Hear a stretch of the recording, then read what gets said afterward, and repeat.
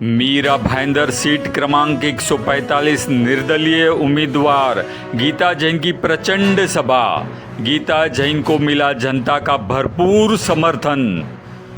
आप देख रहे हैं जय अम्बे समाचार।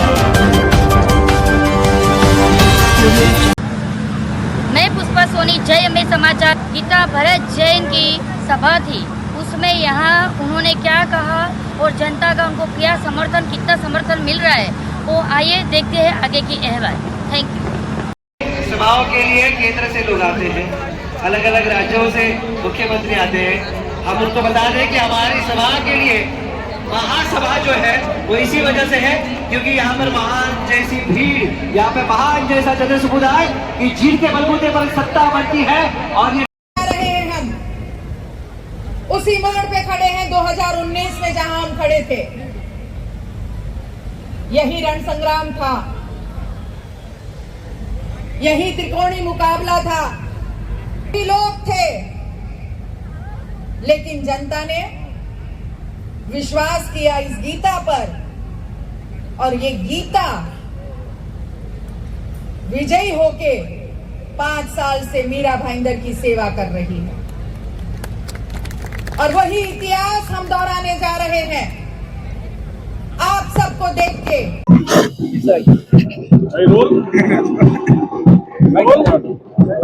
रेडी यस मैडम, क्या कहेंगे, क्या संदेश देंगे? आज अपने इसी मंच पे विरोधियों पे हुंकार भरी है, तंज कर रहा है। देखिए, विरोधियों के पसीने छूट रहे हैं और उन्हें मेरी जीत साफ दिखाई दे रही है, और इसलिए वो अब और कुछ ना कुछ नया नया करने की कोशिश कर रहे हैं। हर रोज एक नया लेटर लेने की कोशिश कर रहे हैं। आज मेरे मंच पे सभी मंडलों के, संघों के प्रमुख बैठे थे। तो लेटर ज्यादा इम्पोर्टेंट है या उनका यहाँ आके मुझे समर्थन देना ज्यादा इम्पोर्टेंट है, वो तय कर ले, और इसीलिए और पसीने छूटेंगे। दूसरा, बार बार ये लोगों को भरमाने की कोशिश कर रहे हैं, कटोगे बटोगे लूटोगे। अरे बाबा, आप अगर कट गए बट गए, मैं तो हमेशा से आह्वान करती हूँ कि 2019 में जितने भी लोगों ने ये गलती की थी, 65,000 लोगों ने अपनी छोटी सी एक मिसअंडरस्टैंडिंग उनको हो गई थी, भ्रम हो गया था, और उन्होंने पार्टी के प्रेम में, उनको नहीं मिला था, वो पार्टी के प्रेम में दिए गए वोट जो उनको मिले थे, मैंने उनसे अपील की कि अब की बार वो गलती ना करें। श्यामा प्रसाद मुखर्जी ने कहा है कि जब जब कोई मजबूरी में पार्टी गलत कैंडिडेट को चुनती है तो जनता का फर्ज ये होता है कि पार्टी की गलती को सुधारे, और वही अपील मैं आज आप सबसे करना चाहती हूँ कि भले ही पार्टी ने गलत कैंडिडेट को चुन लिया हो, आप असली भाजपाई को जरूर चुनें। मैडम, उनका कहना है कि गीता भरत जैन को अगर वोट देते हैं तो वोट मुजफ्फरपुर जाएगा, तो क्या है इसका? 2019 में तो नहीं गए, ये भ्रम है। मैंने कहा ना, वो डर गए हैं, तो किसी न किसी तरह वो चाहते हैं कि लोगों को भ्रमित करें, और हमारी भोली जनता भ्रमित हो जाती है कभी कभी। लेकिन आज मैंने उनको समझा दिया है कि ऐसा कुछ नहीं होने वाला। 2019 में भी यही स्थिति थी, तो 2019 में गीता जैन को चुन के आपने भेजा था। 2024 में कुछ और नहीं होने वाला। 2024 में भी जिस व्यक्ति को 2019 में लोगों ने नकारा था, लोगों ने दोनों को नकारा था, और वही स्थिति आज भी बनी हुई है। लोगों ने दोनों को नकारा है, और मैं बहुत बड़े मैडम, उन्होंने कहा है कि हिंदू शेरनी अपने आप को कहती है, इन्हें जंगल में जाना चाहिए, क्या जवाब देंगे आप? जब भेड़िए शहर में आ जाते हैं तो शेरनी का काम होता है कि उन भेड़ियों को खत्म करने के लिए वो भी शहर में आए, और इसीलिए मैं आई। के नारे को नया नगर में ले जा रहे हैं, जय श्री राम बोल रहे हैं, और उन्हें उनकी मनसा है कि मैं हिंदू परिवार में क्यों नहीं पैदा हुआ। देखिए, कैसा है कि ऐसा उन्हें सिर्फ और सिर्फ 4.5 साल बाद लगता है, जब जब उन्हें हिंदू के वोटों की जरूरत होती है।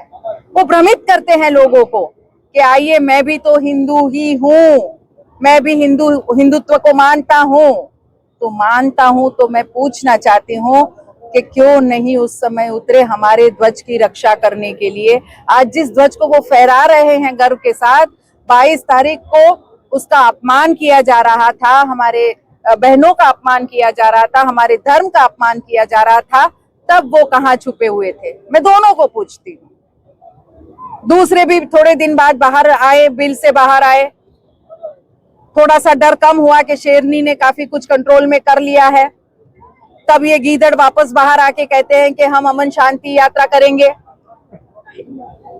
तो मैं पूछना चाहती हूँ कि भाई जब जरूरत शहर को पड़ती है तब यही गीता जैन सड़कों पे उतरती है, चाहे वो कोविड का समय हो, चाहे हमारे सनातन धर्म की रक्षा का बात हो, काम तो गीता जैन ही करती है। और उत्तन के दरगाह के बारे में क्या प्रकाश डालेंगे? देखिए, उत्तन के दरगाह में आपको पता है कि वहां बार बार पकड़ा गया है, उस वहां सुरक्षा के लिए हमारे खतरा है।